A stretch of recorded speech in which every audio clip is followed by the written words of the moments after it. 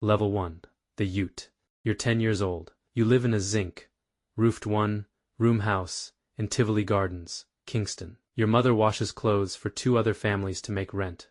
Down the lane, the Don's men walk through like kings.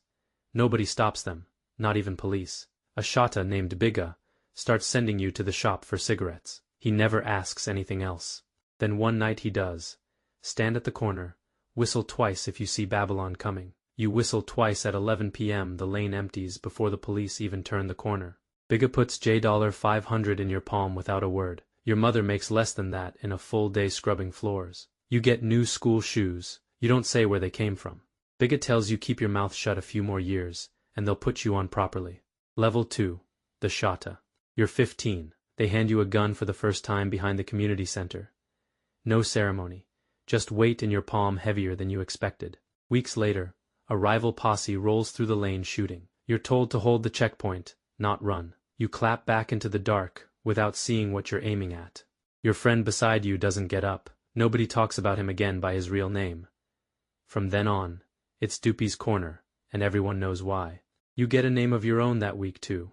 Trigga, or Zero, or Fresh. Whichever sticks is yours for good. You're making $5000 a week. Now, more than your mother sees in a month. You get your first gold tooth. Police lock you up twice that year, and let you go both times. Nobody downtown wants to build a case on a 15-year-old with no priors. Your area leader starts sending you to collect, instead of just to hold the line. Level 3. The lane leader. You're 19. You run your own lane now. 6 blocks. A dozen soldiers under you. A cut of every higgler stall and dice game on the strip. Collection is easy most weeks. A nod, an envelope. Some weeks a man decides he doesn't owe what everyone knows he owes. You send 2 soldiers to his yard at midnight. He pays double by morning and never tests you again. You're clearing $40,000 a week. You buy your mother a good stove. The first thing in that house that isn't second-hand. You get pulled off a motorbike and searched twice a month. It's routine now, like weather. Your area Don starts inviting you to sit in on meetings. You can't repeat. That's how you know you're being watched from above, not just below. Level 4. The Don's right hand. You're 24. You don't run a lane anymore. You run security around the area, Don himself, and you settle whatever he can't be seen settling personally. A soldier 2 lanes over gets caught feeding information to a rival crew. You're the one who confirms it, and the one who's there when it's handled. You don't ask what happens after you walk out of the room. You're moving with real money now, the equivalent of $2,000 US a week, but you don't carry a gun that isn't licensed to somebody else's name anymore, because you're too valuable to be caught holding. You move your mother out of the garrison entirely. Uptown, somewhere with a gate. She doesn't ask where the deposit came from. You stop sleeping through the night around this time. Not from guilt exactly. More like a habit your body picked up and never put down. The Don tells you it's time you learned the part of the business that leaves the island. Level 5. The area Don. You're 29. You run your own section of the garrison now.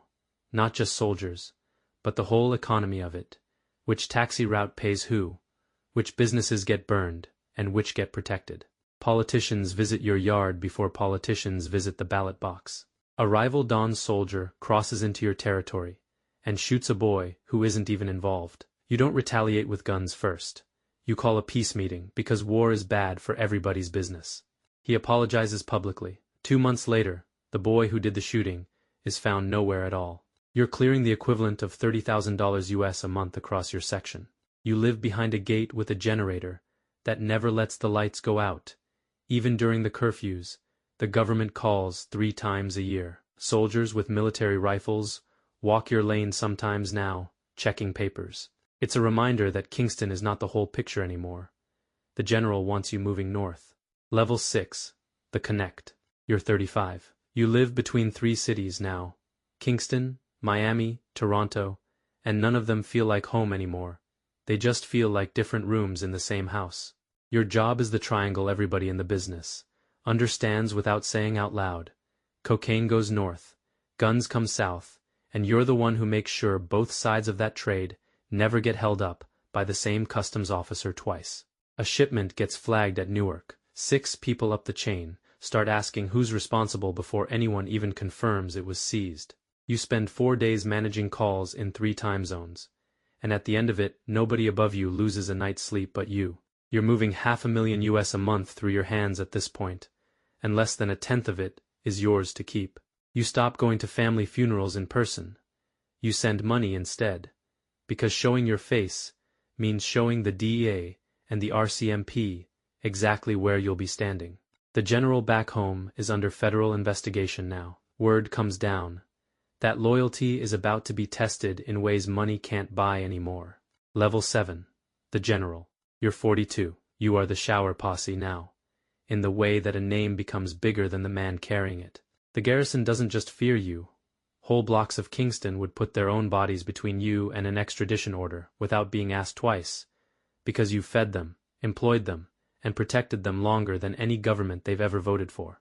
An extradition request finally clears every legal delay your lawyers could buy. Word spreads through the garrison before it reaches you officially. You spend 1 week deciding whether to let a city burn defending a man, or walk out yourself and let it stay standing. You don't need the money figure anymore. Money stopped being the measurement of anything years ago. What you have instead is a name that outlived every plan you ever made for it. Somewhere in that same garrison, a 10-year-old boy is standing outside a gated house at dusk, watching men who look like kings walk past him, like he isn't there yet. He doesn't know yet that he's you. The lane doesn't remember who used to stand on it. It never does.